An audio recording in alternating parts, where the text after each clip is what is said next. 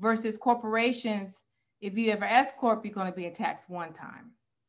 So, but for both entities, you must be registered in all states. You must, for a corporation, you must pick a principal place. LLC, you can have multiple places. It doesn't matter because they're going to tax you everywhere. Okay. So I want to share something. You guys have any more questions on that? Or keep going? Keep going. Thank you, though. Okay. I would say get a really good accountant for the person who has an LLC. And maybe you might want to change your mind from LLC after I talked to you today, maybe from LLC to corporation. And that was about to be my question. Sorry for interrupting. Yeah, we're going to talk about that. We're going to talk about that. Okay. I'm going to screen share this PowerPoint with you guys here for a second. And if you guys can see it, can you, Mr. Holmes, could you nod your head if you can see the PowerPoint? Okay, great. Thank you so much. Okay, so one thing that people always want to know, and there's this fancy, it became fancy like maybe like 10 years ago, this LLC. And it sounds fancy, yeah, it does. But, you know, when something sounds like that, you got to be very careful because, you know, IRS was hoping that you were thinking that it was fancy and hoping that you were going to do an LLC so they can tax you more than they can for corporations. So let's talk about that. So there are three types of businesses. What kind of business you want to form? You can be a corporation, you can be a partnership, or you can be an LLC. What does LLC stand for? It stands for Limited Liability Corporation. So if anything, the LLC, they have it's similar things to the corporation and the LLC that people see, but when you look at it as far as taxing and advantages, they're different. So let's talk about it. So what's a corporation? A corporation is a I teach law school, you guys, so it might be, you know, so just bear with me, all right? So it may be a little bit more than you want to know, but you should know it. A corporation is an independent legal entity owned by shareholders, in which the shareholders decide on how the company is run and who manages it. Now, a corporation provides the advantages of becoming an S corp, which you're going to talk about in a few minutes. And a corporation can protect the personal assets of its owners and shareholders. So what does it all mean? So what this means is a corporation is like, as you can see it as like a ball, and you are inside of it. And the corporation, it protects you, your family, your assets, from anyone coming in and suing you and getting inside of that ball, as long as you operate as a corporation. Now, the other entities cannot do that as well as a corporation.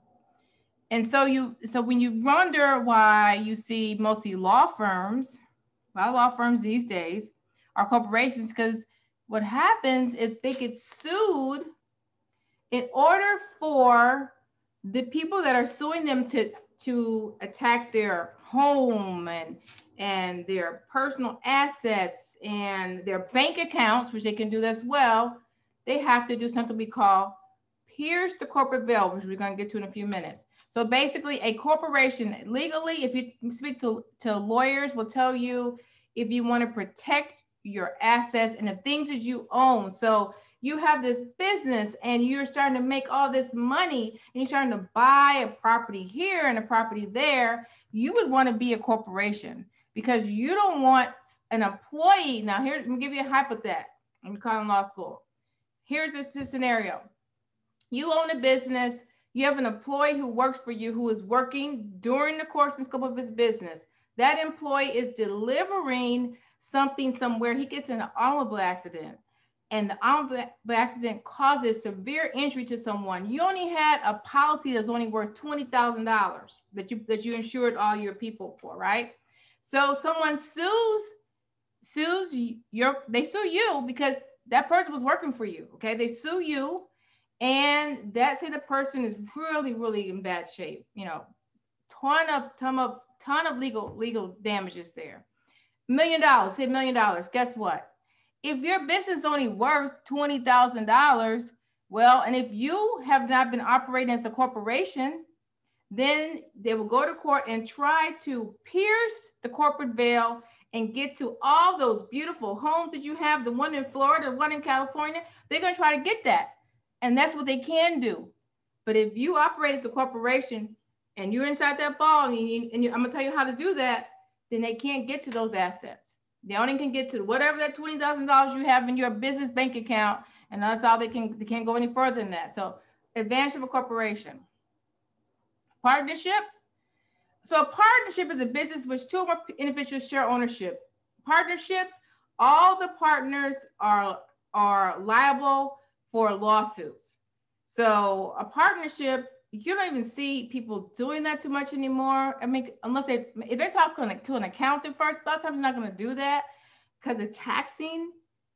They're double taxed, and there's not a lot of protection for the individuals, because if it's a partnership and there's that same hype with that, well, that person can sue everybody and get money. Okay, so that's one thing. So now the LLC has grown over the years and has become a little bit more protective of the entities. But for an LLC, if you're gonna have the LLC, you have to act as a business structure just as a corporation. Okay, so an LLC is okay, but the thing with LLC is you don't get the tax benefit that you get as a corporation. But as far as piercing the corporate veil, we're going to talk about that in a minute. If you operate as an LLC and you do the things you're supposed to do, then if you're in that same scenario and you get sued by that person who was working for you, then you can protect your assets as well. I'm going to talk more about that in a minute. But one thing about LLC is that taxes, you can be double taxed. So let's look at the different components of it. So the LLC is better for maximum flexibility in how you manage and run your business. You don't have to have a board of directors, not required. You can have unlimited owners. You're not personally on the hook for business liabilities if you operate the way you're supposed to. The corporate veil rule applies. We're going to get to that in a minute. But you can be taxed twice. And if you're talking about being in multiple places, multiple states, you can be taxed more than twice. So that's why it's not recommended to go LLC. I would never consider that for any of the people that I represent, the businesses. I'll never recommend an LLC.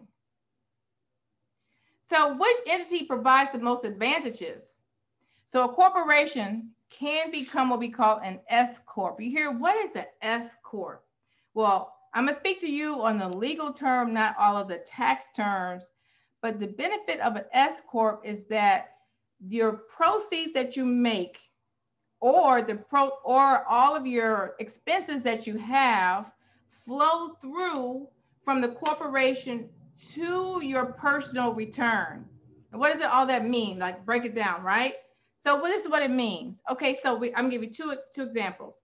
Say you've just started your business and all you're doing is spending a ton of money. It's the end of the year and you spent $10,000 in expenses on overhead, on computers and programs and all that. And then, of course, you have another job, okay? And say in this job that you work, you have a part-time job. And this part-time job, if you just file taxes alone in that part-time job, you actually owe money, okay? So you actually owe little, maybe not much, maybe you owe feds maybe $200. Well, if you have a corporation and it's an S Corp, those two returns bond together and the money from the corporation flows through to the S Corp, to your personal return, through the S Corp to your personal return. And so instead of you owing money, you'll get money back because you're going to get a credit from all the your expenses that you had from the business. So I'll give you an example. So when I first started my law firm, I know my accountants were saying, you must be an S Corp, you must be an S Corp. And first, of course, the first year or so, I was spending more than I was making, okay? The first year or two.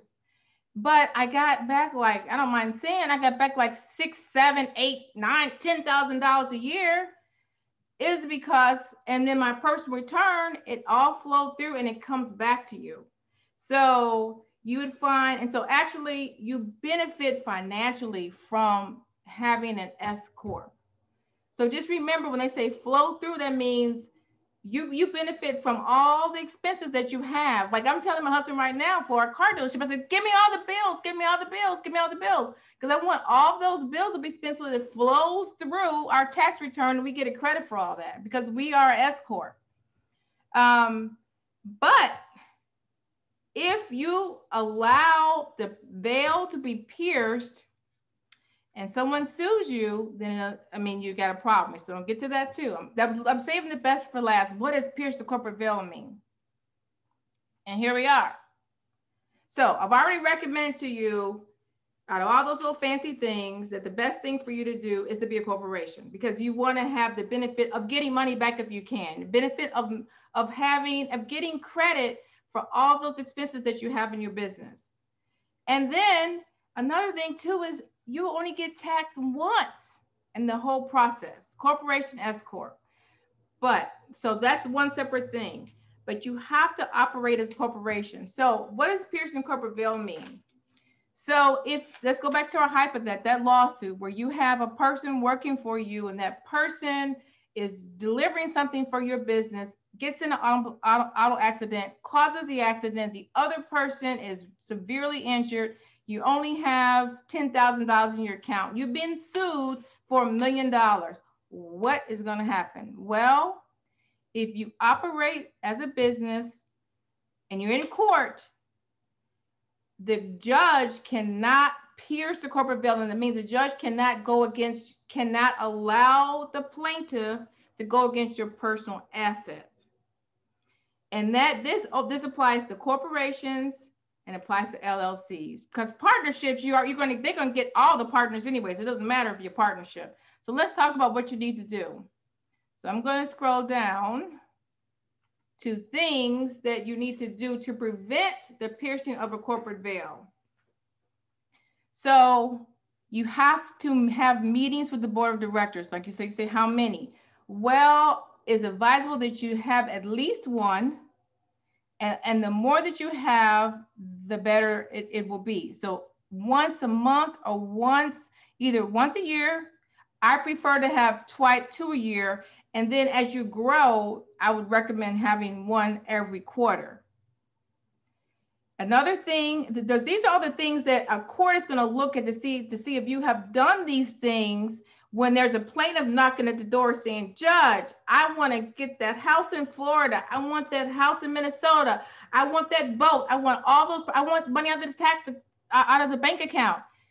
Before the judge would do that, he would have to pierce the corporate veil, and he's looking, or she's looking probably, judge female. She is looking at what things you're doing. So you must keep business funds separate from personal funds. Don't commingle your funds. If you pay yourself, you're supposed to, if you pay yourself, make sure your accountant books that as a payment to you. Don't just draw funds out of your account without your accountant booking it as a payment to yourself.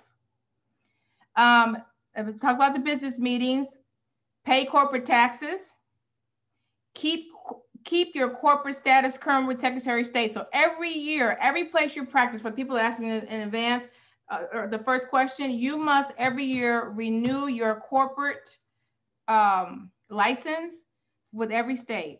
So you must keep that current. Most of the states, you have to do it before December 31st. So make sure that's done. Another thing too, on renewal is you must have an agent for service and process. You must elect someone to receive all the corporate documents for your business. A corporation must, in their articles of incorporation, must have something where they're issuing shares of stock. So that's probably another discussion of what your articles of incorporation should look like. May have to do that another day and maybe show you guys a couple samples of that. And whenever the corporation interacts in something major, like say you open up a bank account, a new bank account, you open up a new operating account or something, you must do something we call issuing a corporate resolution. And what does it look like? It's just a document that says corporate resolution, and then you say what you're doing, and then you sign it and date it. You should keep a copy of those major things. So say if you want to issue a couple shares to a new person that's not part of your initial corporation, that should be in a corporate resolution signed by the president, the owner. And if it's just one person, if it's just you, then that's different. But if you have other people who are part of your corporation, you need to do a corporate resolution. Now, one thing, if you're just by yourself and you open up a bank, most banks are not even going to open up a bank account for you unless you have a corporate resolution, because they want to know that you're truly a corporation. When you make purchases, you should always make purchases out of your business checking account or a business credit card. If you use your personal credit card, courts are going to look to see if you are booking that personal credit card under your business and not commingling all that stuff. When you send invoices to your clients, you should send an invoice under a business name, and any contracts and leases or documents should be under the company's name. So those are all the basic things. If you're doing those things, then that person's trying to get your house in Florida or that big boat that you have, they're not going to be able to get it because the court cannot pierce the corporate veil. Now, LLCs, for those of you who have an LLC, now that corporate veil can be pierced as well. So you must do the same things, but of course you don't have stocks to issue. So for LLCs, you must make sure you file all the annual filings required by the Secretary of State, timely manner, pay the fees. You must create regular operating agreements. So difference from a corporation. So when you, in an LLC, you should have like a routine thing. If you're changing your operation any kind of way, you should make a operation agreement saying, for example, right now, instead of buying property in this state, we're only going to buy property in another state. Just anything, any way that you change your business must be an operation agreement for LLC. You issue membership certificates to owners. You should make sure that it's documented. You must keep a membership transfer law, because see, you're a limited liability corporation. And if you've never heard of these things before, you can Google them. They are all online. Transfer logs are online. And one thing, and the last thing too, you hold both initial and annual meetings of the members. So it's required that you have to have an initial one and you must have an annual one for an LLC. And I think I have one last thing I want to say about why you should become an S Corp and put another plug in that. I mean, I just don't want people to have to pay. I don't want people to have to pay taxes twice. I mean, IRS, they have enough money. I don't need to have to pay you twice. So it's an S Corp is better for smaller corporations. As you grow, you may look at that. But when I say smaller corporations, I mean if you're making $1 million or less, your business, S Corp is the best. You're not personally on the hook for business liabilities, your tax wants. And the IRS would love for you not to become an LLC. Would love, because they would love to tax you twice. So I'm going to stop screen share here. I don't have the ability to do it anymore. Can someone stop it? Now let me. Oh, there it is. Okay, there we go. And see if you guys have any questions.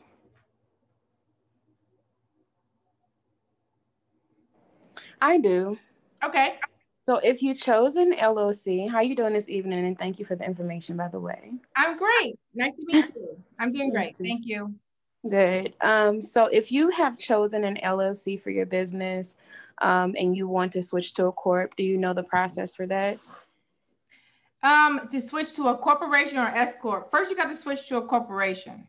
Mm-hmm. So you want to switch to a corporation and an S Corp or just a corporation? Just a corporation. Okay, so you have to resolve that with the Secretary of State. Okay. First. And actually there's a form when most states that I've practiced in, it will, when you fill out the corporation form, you don't even need lawyers to do that anymore. Unfortunately, you could just go right to Secretary of State and go into the corporate log and fill out the corporate form. It's like if it's Minnesota, it's like $140. And it asks you on that form if you've ever been any other type of entity and what the name was, and you would fill that out. And then elect someone as your service agents for service of process, and you can just transfer it. Then once you transfer to that, but you have to dissolve the other one first, then you can then become an S Corp. And there's one thing I did want to say. There was a form that I wanted to tell you guys about for an S Corp that you can elect to become an S Corp. And it is, I think Mr. Holmes might, do you have a copy of that? Maybe have a copy of it. There is, you can go online and elect to become an S Corp. I actually paid my accountants to do this, right? And I shouldn't do it. When I realized how easy it actually was, I didn't have to even pay him to do it. It's pretty simple. Honey, I can talk about it from Can talk about it on yours? Okay, great. Okay, so you actually can do that yourself, but for the question, yes, and it's pretty simple. You have to dissolve the other one first. Okay. Thank you. Are you welcome? I have a question. Okay. You guys have multiple companies. Are they under one umbrella though? Like like you have Black Lion Auto and then, or are they just 4 totally separate? I asked that question. They're totally separate. Okay. My husband would like to say that they're together, but they're not together. They are all legal entities in themselves.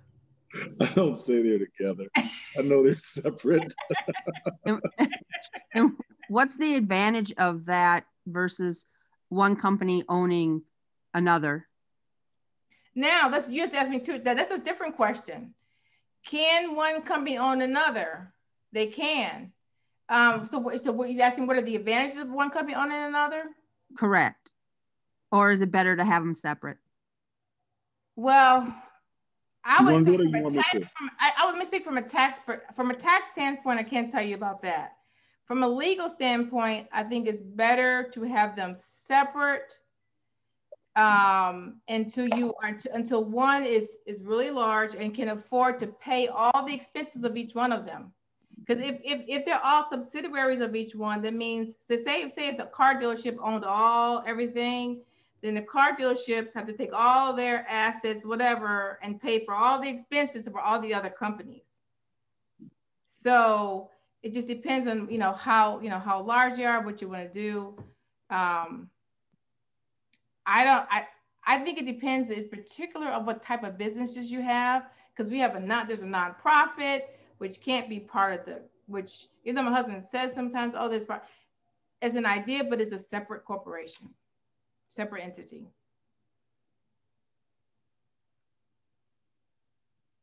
Okay. Did that answer your question? It helps. It helps. Okay.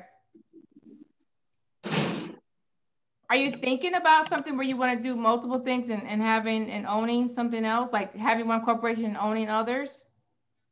I was thinking about it because I do stuff that's related to each other, but not the same. I don't know how to explain it. They're not the same. So it would be nice to let me tell you this. Out. So the best thing, one thing I can tell you, I have the same accountant that I had when I started my law firm, and my law firm used to be in Louisiana. And this accountant to me is so wonderful until he's still my accountant in Minnesota. And I tell my husband, it's like non-negotiable. I just have to have firm do taxes. It's just, they do make a difference. I don't trust anybody else. And so, but my accountant would tell me at a point to when it becomes a tax benefit for me to not all be separate. Okay, because when he does tax, and he's gonna say, wait a minute, okay, this is not, and I tell him, let me know when it becomes a tax benefit for us to change the form of the corporations. So it's more like a tax question than a legal question. Okay. Thank you. You're welcome. Any other questions? Well, okay, we'll turn it back over to Mr. Holmes. And thank you for having me, and I hope to see you guys soon. I'll be on for the rest of the class anyway. So if you think of something, you can put it in the chat too, and I'll see it. Thank you, Attorney Holmes. Thank you. Awesome. We appreciate it. Thank you. My pleasure. Hey, you guys, to piggyback a little bit on, hopefully you guys can hear me okay. The piggyback, we don't want to go to that slide yet, Mark. Piggyback a little bit on, hang on here. If it's not one thing, it's another, right, guys? But to piggyback on one of the things that she was talking about regarding, you know, why you set businesses up certain ways and different things like that. You guys will obviously, you know, have certain things that you're trying to do. And I'm no different. And one of my, I guess, primary points with the foundation is when I originally set up the car dealership for part of the net profits to start to fund the foundation, the original intent was altruistic. It really was. And that was to be of service and to be helpful. And then once I started digging into it even more and found out the tax advantages, it's like, to me, I was like a no-brainer. So basically, in essence, Black Lion Foundation, was, you know, a decent amount of those things are write-offs. And so I looked at it as, okay, I can just take and give every dollar to the federal government, or I could give some of those dollars to serving people. So that wasn't even hard to me at all. Not hard to me at all. It's like, okay, I can take this money and give it to the government. I can take this money and help people. That wasn't even a hard decision. So when you talk to your accountants, then, I mean, you guys can go over those various scenarios and things like that. So anyway, let's move forward. How are we doing on time? Okay, we're actually not doing too bad on time. Great. As far as the actual just setting up the business, getting on a computer or doing the forms or whatever, setting up the business, I hope you guys have something to write with. If you don't have anything to write with, I'll give you just a few seconds to try to grab something to write with, because you'll want this. Because remember before when I told you guys that a lot of things I had to just be self-taught, just to learn on my own and so forth, and be a quick study on things. And so, you know, one of those was actually the efficiency of setting up various businesses. We have 3 that you guys know about and 4 total. And when it's all said and done, I'm quite certain that there's going to be more. As far as us ourselves, that's not counting the ones that we helped set up. So just going through different ways of setting up businesses and getting them started and so forth, I became more and more efficient with the whole process. I mean, because when we first started out, everything was being run through Kim. She had to do all the legal work, and it was time intensive. She will tell you. And I'm sitting there saying, you know, come on, we got to get this going, come on. And she's like, do you realize I do have other things to do too? So we're going through all of that. And so eventually I came to a site called inkfile.com. And it's inkfile.com. And I went through all the reviews and everything. And then I could see that their chief competition was LegalZoom.com. And so I read everything about LegalZoom.com, everything about inkfile.com, and to see what I was looking more for. And Inkfile fit the description of what I was looking for more. And so with Inkfile, what I did was I started going through that and I started setting up businesses. And I'll be honest with you, I was really happy with it. And I'd set up a couple, young people's businesses and things like that. And then I would bring the documents, the files that they put together, and I'd show them to my wife. And I'd say, honey, can you look through these, make sure they're right? Can you critique them? And she'd go through them, she'd go through them all. And she'd be like,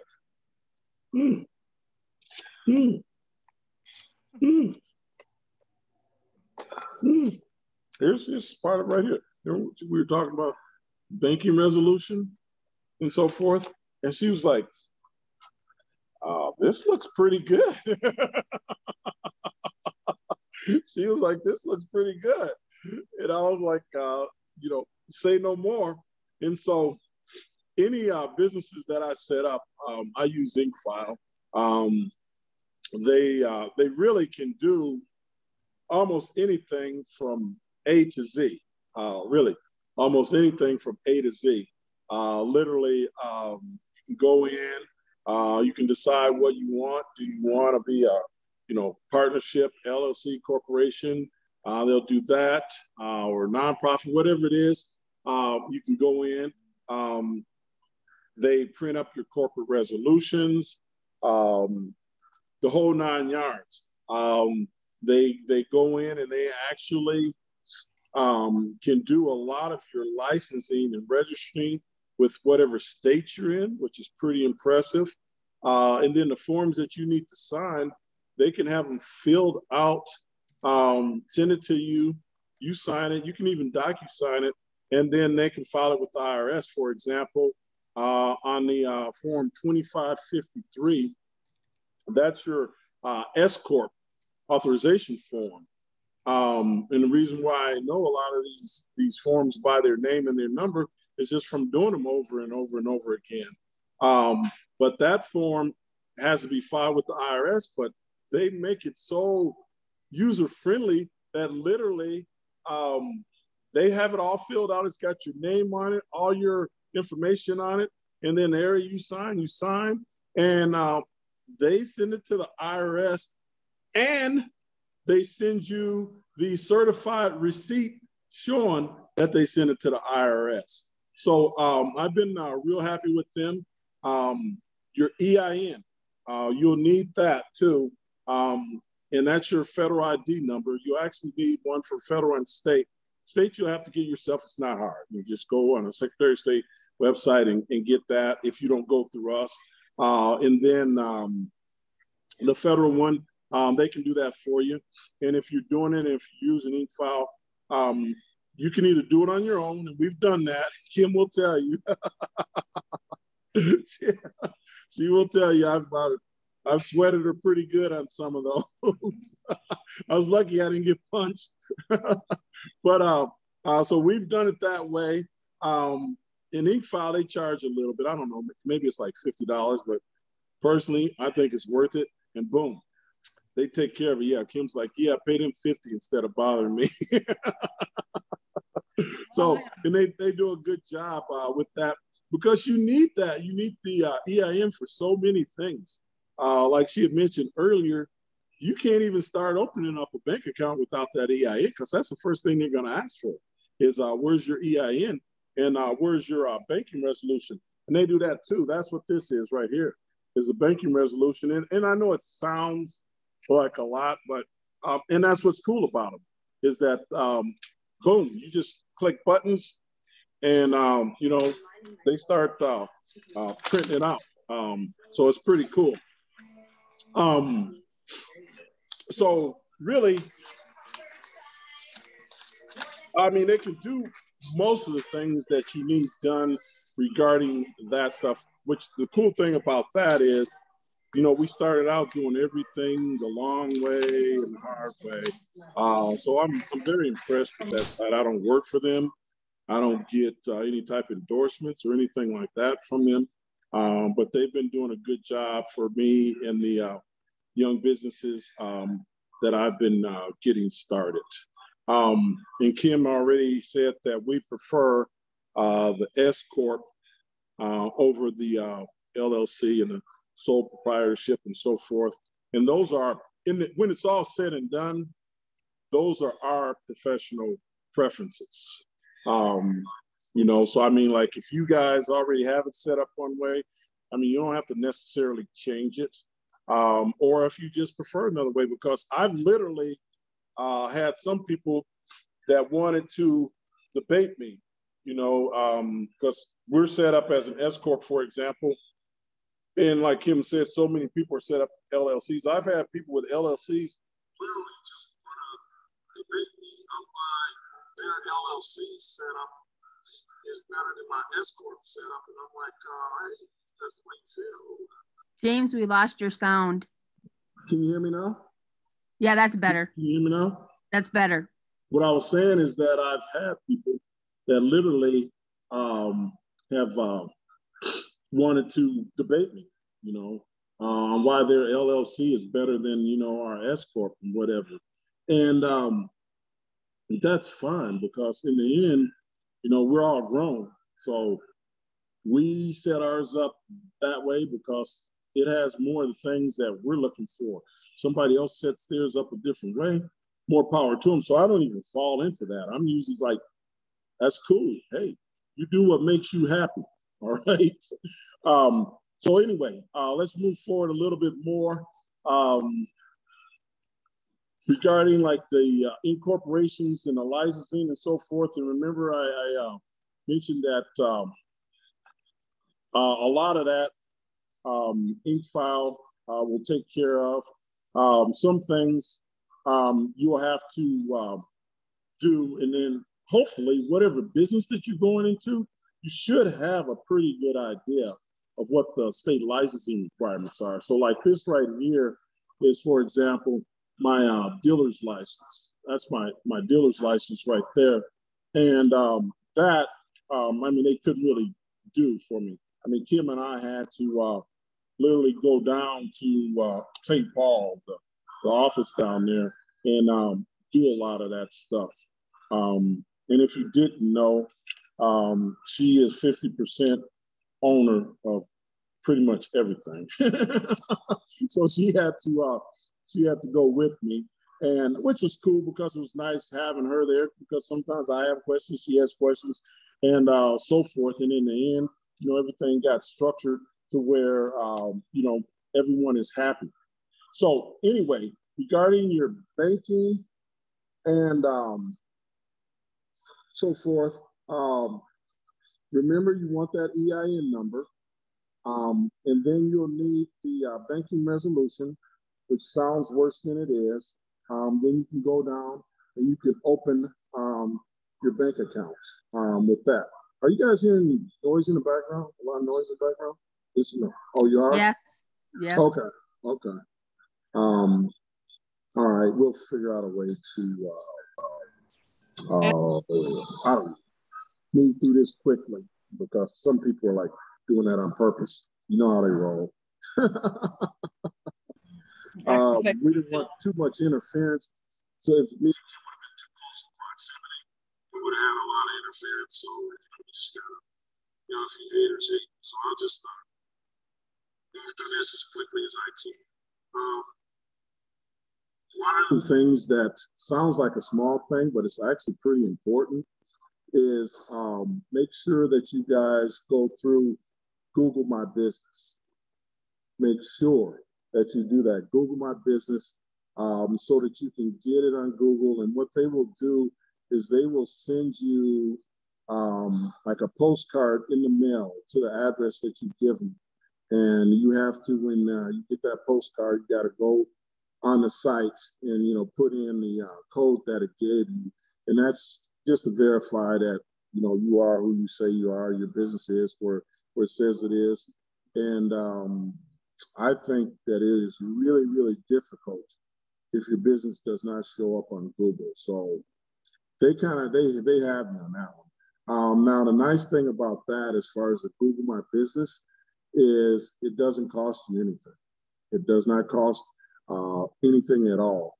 And something else in regards to that, you're going to have, once you open your business, you're going to be getting a lot of soliciting, a whole lot of soliciting. My personal recommendation is haters hating again. Y'all know how that is. Y'all know how that is. But anyway, my recommendation on that is start out trying not to sign up for any of the solicitations. Just do your best to not sign up with any. And when they call you, they're going to make it sound fancy, and they're going to try to, make it sound like you just absolutely need it and all of that. Some of these things I've had to learn the hard way. So I don't think that you guys need to go through every lesson that I've gone through. Simply like my kids, for example, I don't think that it's necessary for them to go to every hardship that I've been through in my life. So fortunately, I've been very blessed and they've listened. But so hopefully you guys will too. But I've actually had, I started out with, say, for example, with our car dealership, this company that said, oh, yeah, we're gonna get you higher on Google, and we're gonna do this, and we're gonna work all the algorithms, we're gonna do all of that. And so literally I was paying these guys a decent amount every month, right? And I really wasn't even getting that many results, right? But still paying them. And and then later we started the foundation. And so I'm like, I got one business I'm, paying to get all of this stuff done, as far as, trying to get higher with Google and all that type of stuff. So I'm not going to do with the foundation. And plus the foundation's like volunteer anyway, and so people are just going to have to find out organically on that. Anyway, to make a long story short is on the foundation, I have never paid any marketer a dime, not one dime. And if you guys go through Google right now and you Google Black Lion, we have 3 registered businesses, well, 4 registered businesses, but 3 that are in operation right now. Black Lion Auto, Black Lion Investments, and Black Lion Foundation. If you Google those, the highest one you'll probably see on that list almost all the time is Black Lion Foundation. Isn't that crazy? That's the one that you'll probably see, and I never paid $1 as far as marketing on that at all, not at all. So you guys just don't go for that. Now, if you get further down the road and you've done your research and you feel like you really want that, or you feel like you really need it, by all means, go for it. But initially, I would not pay anybody. And I'll tell you something else. A lot of you guys already have very nice platforms. A lot of you guys do have very nice platforms. And so many of the things being done now with the social media marketing and everything, the millennials are leading the way. The millennials are leading the way. I have some stuff done. I send off some stuff. Bob sends off some stuff. And then my daughter, she does some of that too. And whatever, we're working it. We know that we still have a ways to go, but that's not something, I don't think you got to pay people to do that. But I don't want to spend a lot of time on this. Regarding your setup, as far as like business credit and things like that, there's a couple little things that you guys can do early on that will set you up nicely. Now, this is some meat. This is some free game, okay? So I hope everybody's listening. This is some free game. Is that fairly early on, you want to apply for what's called a DUNS number, D-U-N-S, okay?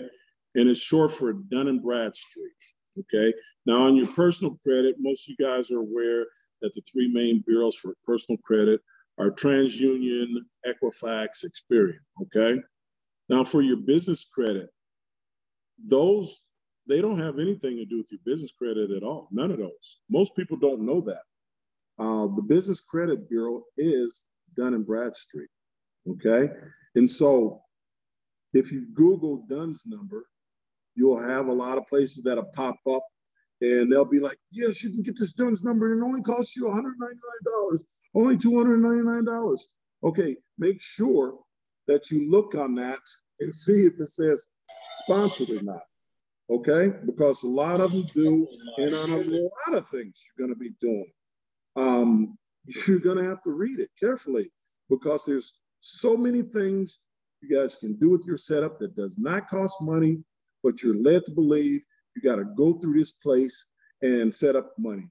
I'll tell you, there are so many scam artists out there that make money because people don't read carefully. Okay, so on the DUNS number, you don't have to pay anything. All right, you can go and you can just do that online without paying anything. Now, I will say this: even when you get on the actual website, the Dun & Bradstreet website, they'll say, "Well, yeah, the DUNS number is free, but you can upgrade to this and that, blah blah blah blah." And they are a legitimate site, but you don't need to upgrade, because the main thing is you just need to have that number. That's just the main thing. And that is the number that literally puts your business on the map as far as building up credit down the road. The next thing I would recommend is that you download an app. It's called NAV, N-A-V, NAV. And basically what NAV is NAV is the equivalent to, say, like a Credit Karma, okay, as far as personal credit. So they don't have hard pulls, they have soft pulls, but NAV will let you know that if there's anything out there that claims that you have, some credit in your business name or whatever. Can you guys mute your mics, please? You guys mute your, thank you. It'll let you know if there's something out there claiming. And so that'll be the first thing that'll let you know, okay, let's make sure we get this corrected, because if you're just starting up your business, there should not be anything out there in your name. And that happens. I mean, because I literally had to do that myself.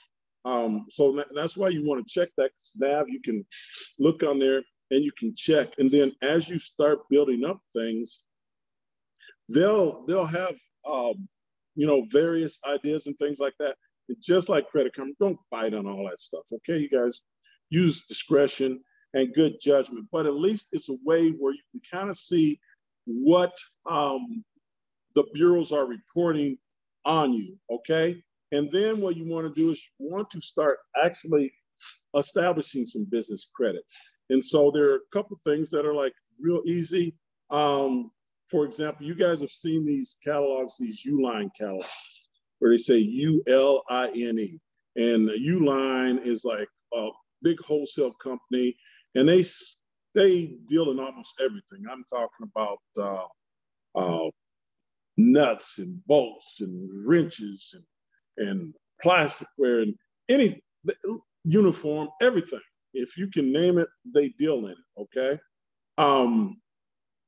But I would encourage you to open the Uline accounts. I'm not saying buy anything from them yet, because to be honest with you, I actually haven't bought anything yet, but open the account. So at least it's established. And then if you see something that you like and you get to that point, you can actually, buy something from them. And what will happen is that will start to build your credit file, okay? Your business credit file. And they don't require anything from the person. It's totally separate. And once you can get it to that point where you can build up your business credit separately, there's so many more advantages to it. Now, when you move a little bit further down the road, you might get, you probably will get, if you're patient, an invitation for an American Express business card. And the only way you can do this particular one is you have to have the invitation, but they'll find you, trust you. Trust me on that. I mean, they will. That is a good business card. And that is great business credit. If they send you the invitation, that means that you fill it out, you're probably going to get it. You're probably going to get it.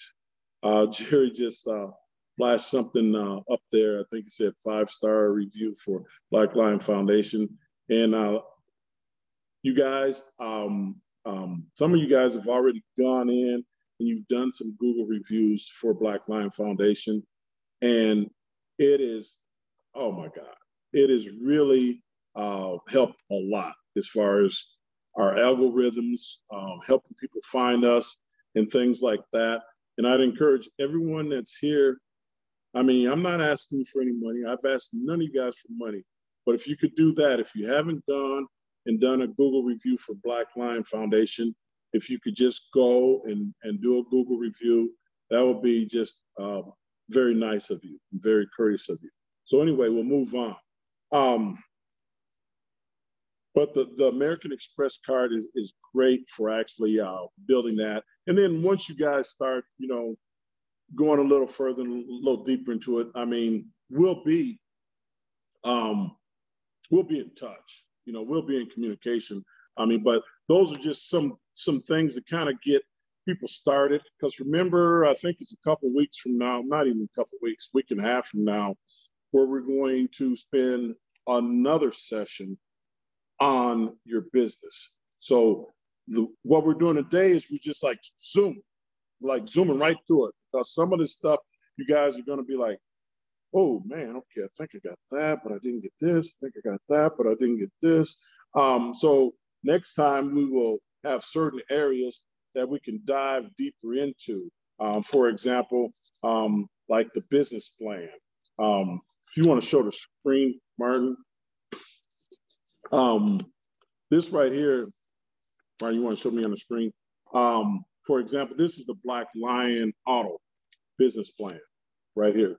That's a Black Lion Auto business plan right there. And we have put this, we have the emails ready to go. And so anyone that wants to see the actual business plan, I don't have anything to hide. We will email them to you, and it'll give you an idea. I mean, for example, I mean, we talked about the executive summary, all right, and the business description on the car dealership. That's your management team right there. Home run hitter, Kimberly, and then little guy, James. And obviously, you know, your mission statements on there and so forth. The business summary, key measurements, and literally on the business summary, and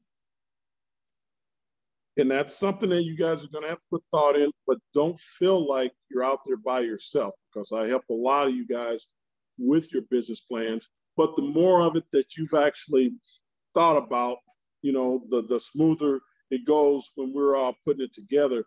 But whatever field you're in, do your homework, do your research, okay? I knew already that Black people were getting cheated. I knew that already, okay? But I went and I did research anyway, okay? And I mean, and it has been researched. It's a fact. As a matter of fact, this is a part of my business plan. Here, I'll read it to you. We market to most social, economic, and ethnic groups, but find our natural market encompasses many people of color.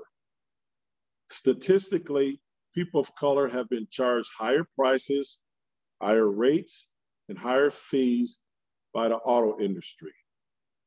Black Lion Auto is committed to bringing competitive deals and rates to all of our market, including and especially the underserved.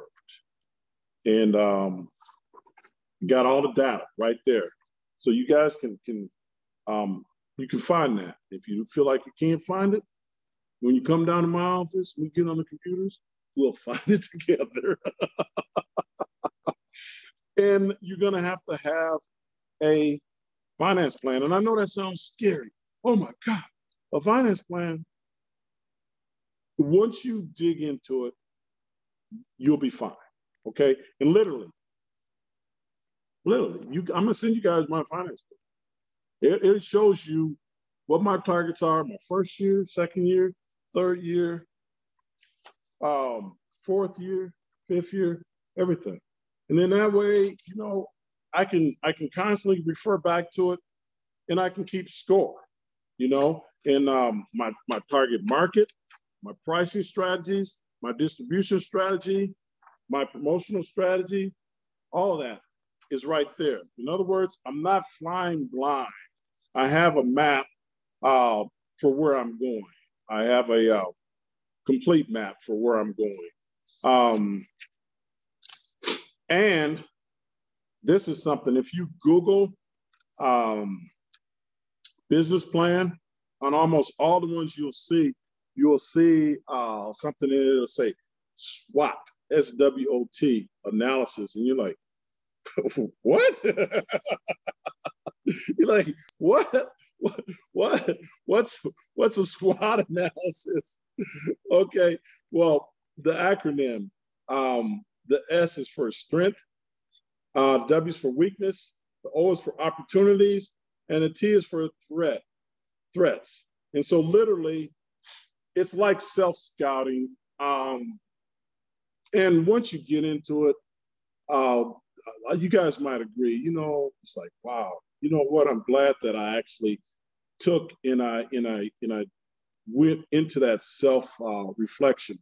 And then you be honest with yourself. Okay, what are your strengths and what you're getting ready to do? What's your strengths? Okay, so for example, my strengths, I put superior leadership experience and expertise in the auto and finance industry. Okay, well, after over 3 decades, I better know that area. I better. And I feel like I know it better than the white boys. I'm just being honest. That's how I feel. Okay, I'm not trying to come off as arrogant, but internally, that's how I feel. So I felt confident in that area as far as finance in the auto industry and even help my clients, because I've been helping young people for a long time. My niece Jody's there. She tell you who took care of your car, all right? Who takes care of your financing? No one handles that but me. My daughters, no one handles that but me. Nobody. They'll tell you I'm the only one that handles that. And I tell them straight up, don't let anybody handle it but me. One of my daughters just had a brand new Toyota Highlander ship tour in down to Little Rock. And she knows there's no way she could have walked into a dealership and got the same financing, same pricing. She knows that, okay, because that's what I do. So anyway, I digress. Weaknesses. Okay, I was honest. I was honest here. This is what I put for weaknesses. I put startup capital limitations. Then I put outside capital infusion would greatly assist the acceleration of profitability. And so we didn't start with a whole lot of money. We really didn't. But just like grandma and mom, you got this stuff in there and you work with it before you know it's humming and it tastes good. So that's okay. Then the O for opportunities. What I had in the initial business plan was general overall customer service has been close to poor in the auto industry. And parts of the market have been severely underserved. We have a focus to serve our market with respectful and attentive details.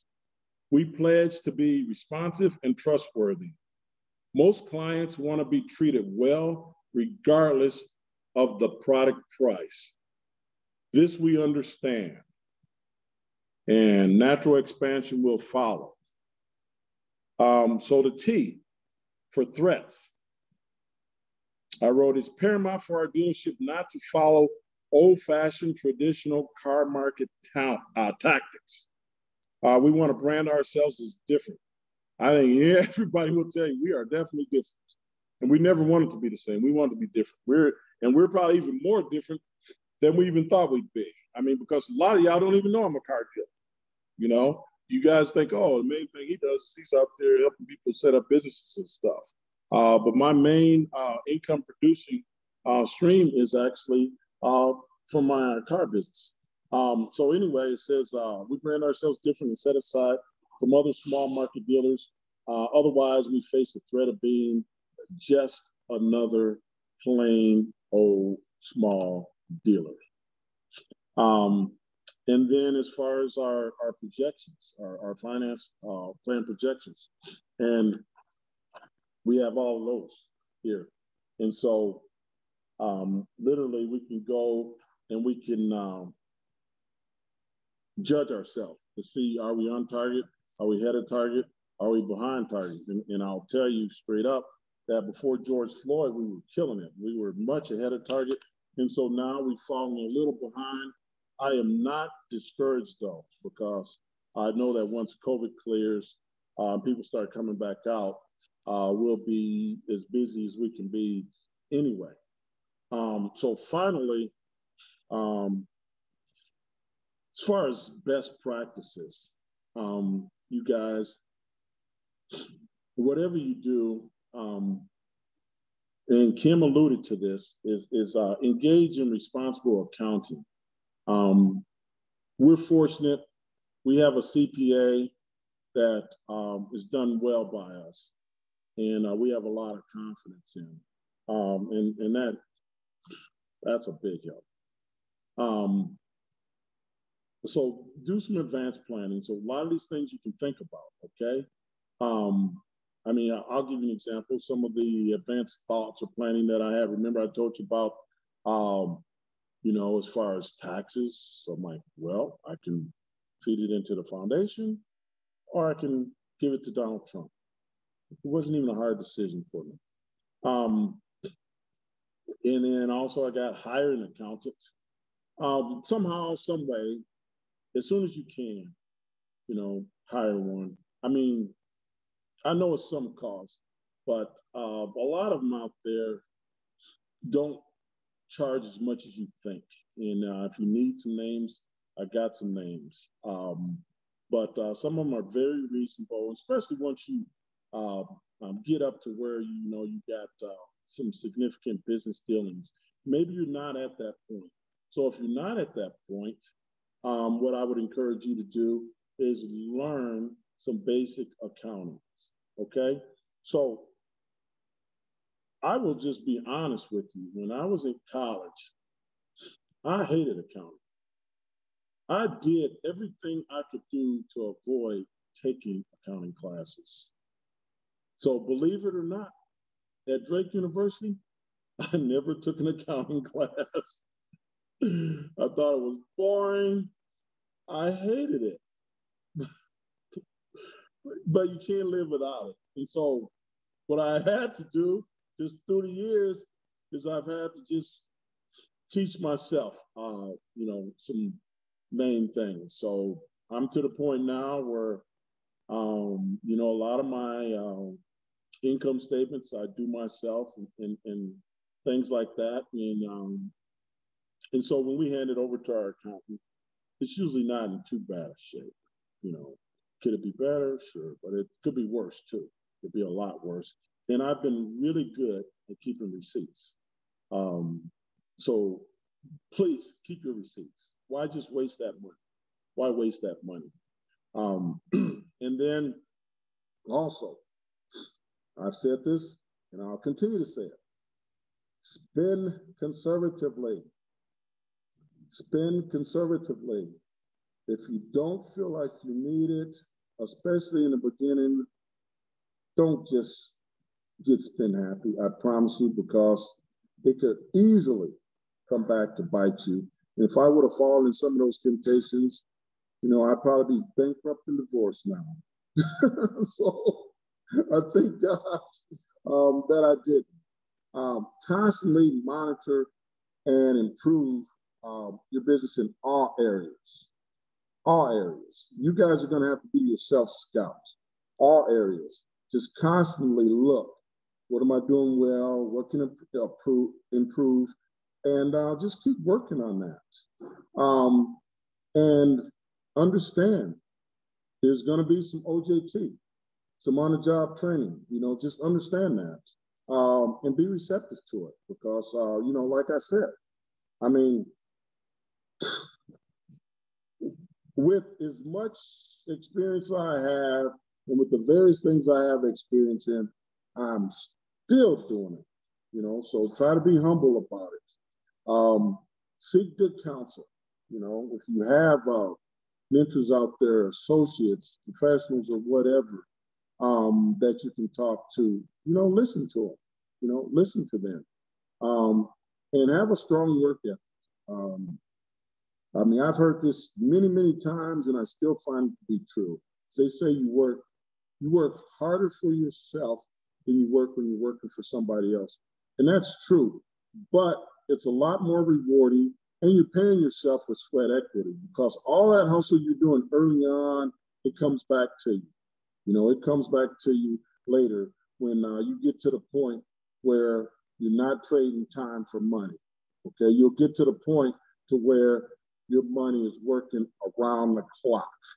You can be sleeping or you can be on vacation and your money is still working for you. And ultimately, you want to get to that point and you want to have something that's generational that you can pass down to your kids and your grandkids and things like that. Because I've said this many times and I'll continue to say it. Dr. Boyce Watkins says the main three things we need to do in order to get off and stay off the corporate plantation is ownership. So you want to try to own things, investments. God knows we spent time talking about that. Okay.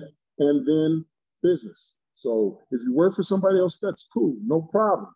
But it's still a good idea to start figuring out what you want to do as far as additional streams of income, side hustles, things like that. If you guys saw one of the episodes for Black Lion Foundation, we had a couple of our young mentors that are still coming through our pipeline. Go and see that interview. And literally you can see these guys already, they're still in college. One's a junior and one's a senior. These guys are already formulating their plan. And they know that it's possible right out of college. Maybe they're going to have to work for a corporation or whatever. But when you already have things planned out, it's easier for them to start stacking their chips. So when they are working and they're getting their paychecks, they're not spending all of those paychecks, okay? They're stacking some of that stuff. And before they're out of college, they'll have, like the DUNS number and all that kind of stuff set up, okay? And so that's on file that much longer. And so when they do get to the point to where they're going to start working for themselves, instead of trading time for money, it's an easier transition. And you're never, ever, ever going to get wealthy working for somebody else. You're not generally speaking, just not. You're going to have to work for yourself. And when you work for yourself, you have something significant to pass down. And stay optimistic because there's going to be plenty of days where you're like, oh man, this is just a heavy load. This is a heavy load. Just stay optimistic. So I've raised my kids by telling them the only way you lose is if you quit. They'll tell you, if you don't quit, you don't lose. Even if that day you feel like you're taking some L's, you don't. The only way you lose is if you quit. So just stay optimistic and mentally paint that picture of success. Remember I was telling you about some of the presentations that you can go and see. One of them that's a good one to see is the one with Victor Wiley. I was telling you, the young guy who makes several hundreds of thousands of dollars selling cars. This is what he does, is he takes pictures. He'll take a picture of something nice he wants. It might be a yacht. It might be a $3 million house, whatever it is. He will take that picture and he will put that picture right there on his computer. And he's looking at that every day. And you might think, oh, that's crazy. That's crazy. Well, that's why he makes several $100,000 a year, because not only is he working hard, but his subconscious is kicked in and it's working hard too. And it does things like sometimes you're a little sluggish, getting going or getting out of bed or whatever. And when that subconscious is kicked in, guess what it's doing? It's pulling you. It's like, man, we're not going to get that, big house or whatever it is, or, with just laying in bed. So it's just pulling you there. I promise you it works. It really does. So with that, let's wrap it up today. I mean, we'll have other time to spend on this. What questions do you guys have? We're open for questions. No questions. Okay. Was that beneficial information? I have a question. Okay. Do you recommend starting, if you're wanting to dabble in like having an Etsy shop, you should literally make that into like an S Corp, or is it like just like a side? No, not initially, not on something like that. No, Okay. You got to wait till you start really growing that. But like an Etsy, no, you don't have to go through all of that. Okay. Next question. I guess it's kind of similar. So because I'm doing the Shay, last year was the first year that I started like calculating like everything that I'm spending, but also like measurements and stuff like that for the products that I'm putting in my Shay. And I know that eventually I want to have a few more products to the line. So I did start an LLC, but I don't know if that was necessary last year because I don't feel like I'm making enough income or enough return on what I'm making thus far, because it's really healing is the theme of my business. But I don't know if it was necessary for me to have an LLC for that.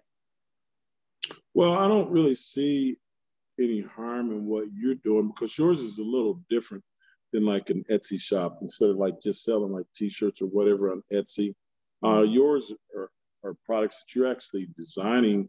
I personally think for your situation, I mean, it's a good idea to start structuring your company. And another thing is you're spending money, but are you getting the benefit of writing those expenditures off on your taxes? So, I mean, if you would have had it set up already, then, you can get some tax benefits. And even though you're only doing that in a small way, you still could have the S Corp. You really could. And still get those tax benefits, but at the same time, you don't have the liability exposure. And on the LLC, get an accountant, please. Pay that little $300 or $400 or whatever. Get that accountant because a good accountant should save you way more than that with your taxes. So it seems like you're paying them, but actually you're paying yourself because he's getting you back more than what you're paying him. Okay. Other questions? Thank you. Mm-hmm. No more other questions? All right. So hopefully we got something from that. We're going to call it a night. I think we're not doing that bad on time. Oh, we're doing excellent. 8:30. That's good. I'm a nice guy, huh? You guys are getting out like 30 minutes early. Jody, I see you looking like you're about to fall asleep. All right, you guys. I hope you guys, I hope that you got something out of that. I hope it helps somebody. All right. And be blessed. Stay blessed. You guys know that. You know how I feel about you. And thank you guys for investing in yourself, because you guys are going to be the ones leading the way. So appreciate all you guys. Love all you guys. Okay. And we're out. Peace. Thank you. Bye, Have a y'all. good night. Good Thank you so much. weekend. Hit the music, Good Martin. night. Have a great Bye, weekend, y'all. everyone. You too.